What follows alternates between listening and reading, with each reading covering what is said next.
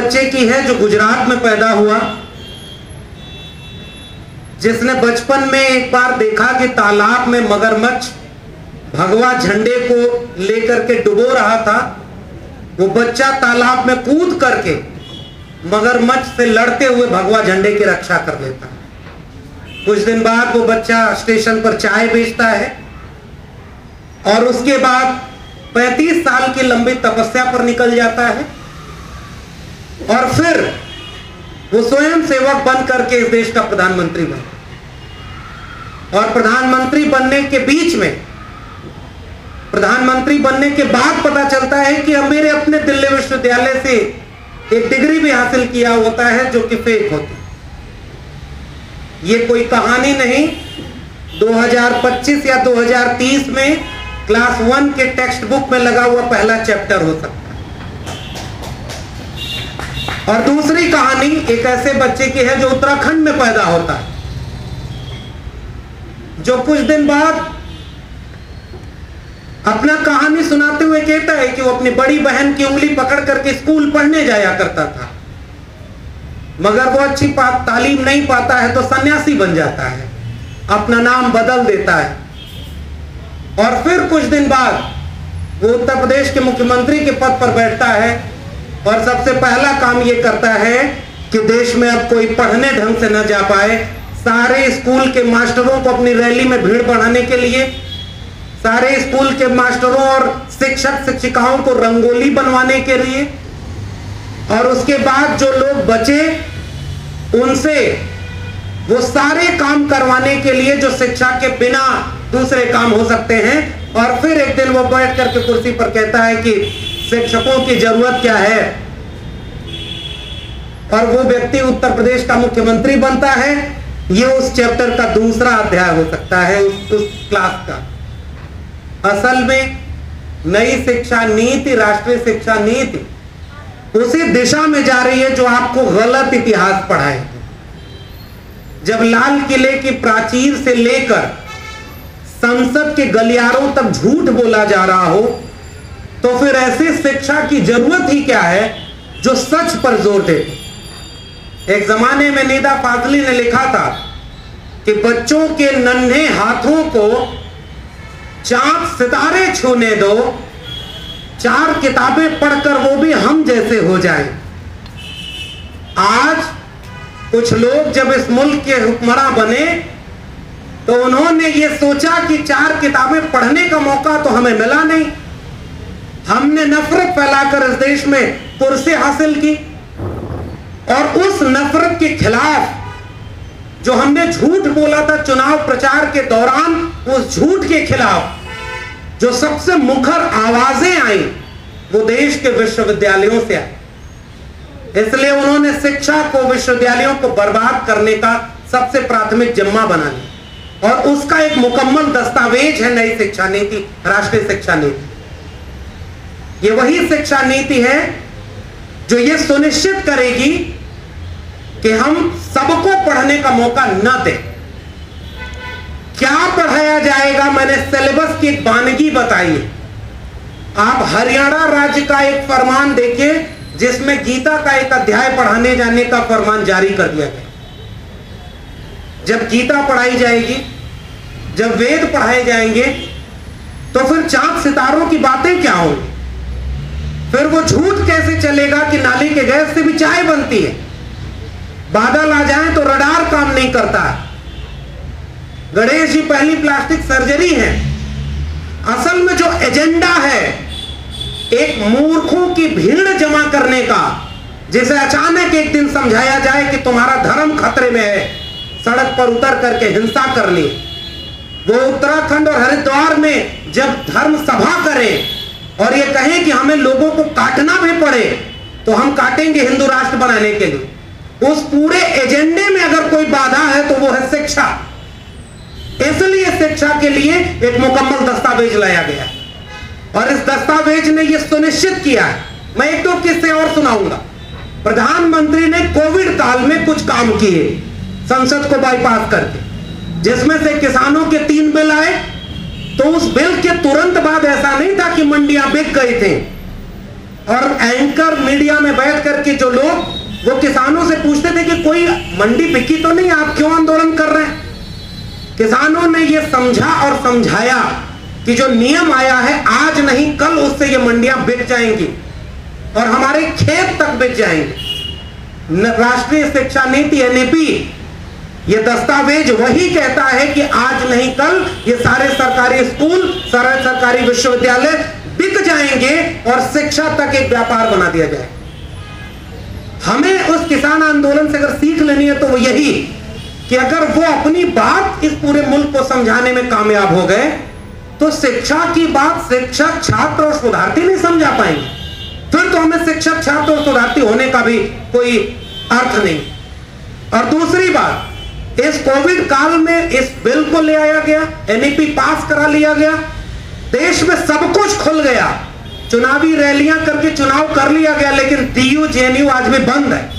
वो इसीलिए क्योंकि जो काम अभी आज यहां हो रहा है वो कल डीयू और जेएनयू में होगा।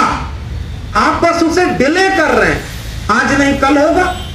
और नई शिक्षा नीति के विरोध में दिल्ली विश्वविद्यालय से हम लोग जुड़े हैं। दिल्ली विश्वविद्यालय शिक्षक संघ तो बहुत पहले से, नंदिता मैम बैठी हुई हैं, लगातार इस तरह के शिक्षक प्रावधानों को खिलाफ आवाज उठाते रहा।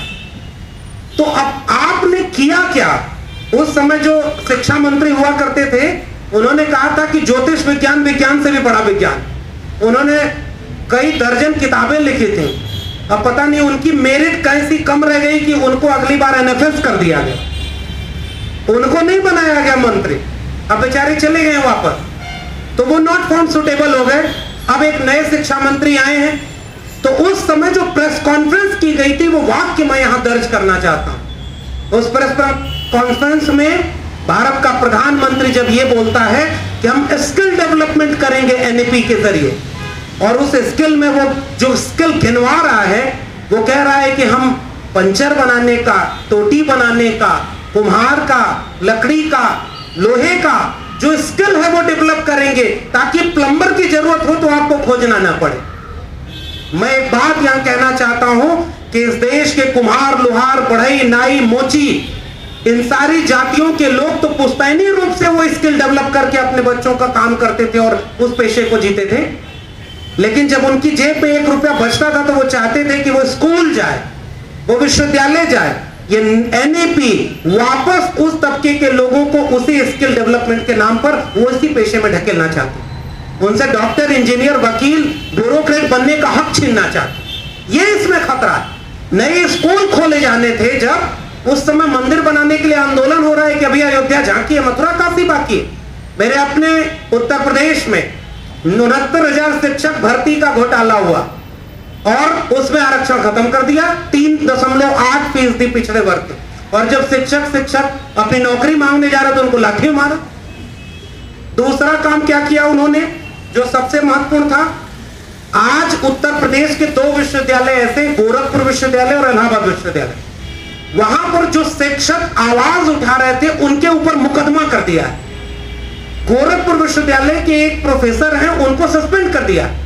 और आप जब उस पूरे मामले की पड़ताल करेंगे तो वो लोग लड़ने और बोलने वाले लोग। मैं इस मंच से अपने प्रोफेसर हनी बाबू को याद करना चाहता हूं, उमर खालिद को याद करना चाहता हूं, प्रोफेसर आनंद तेलतुंबड़े को याद करना चाहता हूं। और इसलिए क्योंकि विश्वविद्यालय होने का मतलब यह था डिबेट, डायलॉग, डिस्कशन।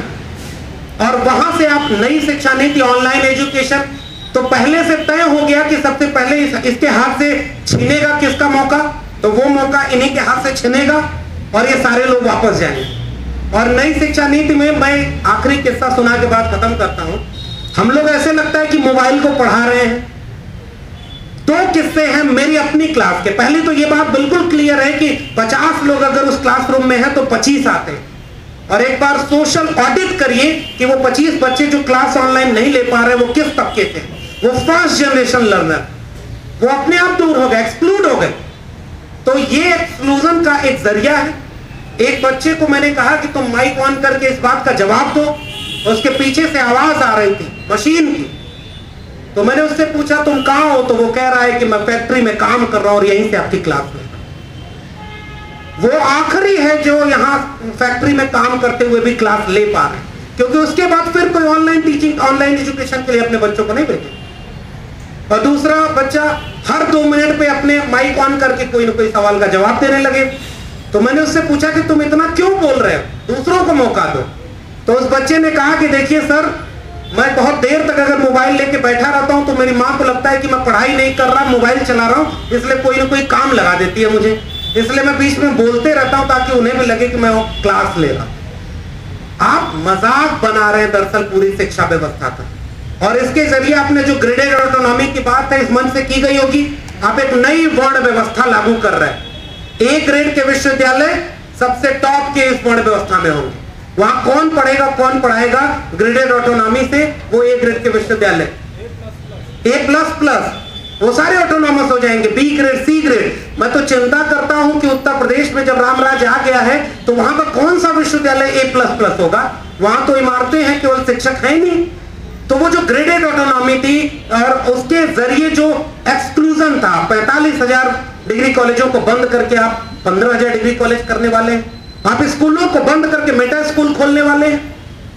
हमने सर्व शिक्षा अभियान के जरिए ये कोशिश की कि गांव के सबसे नजदीक में स्कूल हो ताकि सबसे कमजोर तबके के बच्चे भी स्कूल जाएं। और वहां मिड डे मील में जाति देख करके कि वो भोजन बनाने वाली की जाति दलित है और बच्चे खाना नहीं खा रहे हैं, उस जगह पर आप कल्पना कर सकते हैं कि मिडिल स्कूल में कोई पढ़ने जाएगा।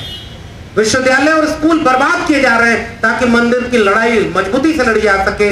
इसलिए मेरी अपील है इस प्रेस कॉन्फ्रेंस के जरिए कि अगर आप किसी भी तरह से आइडिया ऑफ इंडिया को बचाना चाहते हैं, डॉक्टर अंबेडकर ने बॉम्बे लेजिस्लेटिव असेंबली में कहा था कि आप अपने बजट का सबसे बड़ा हिस्सा शिक्षा पर खर्च करिए और शिक्षा देना राज्य की जिम्मेदारी। ज्योतिबा फूले ने हंटर कमीशन के सामने जो रिप्रेजेंटेशन दिया था 1882 में, उसमें उन्होंने कहा था इस देश में अगर सबसे वंचित तबके को आप मुक्ति देना चाहते हैं तो उनको शिक्षित करिए और उसकी जिम्मेदारी शिक्षा की जिम्मेदारी राज्य की।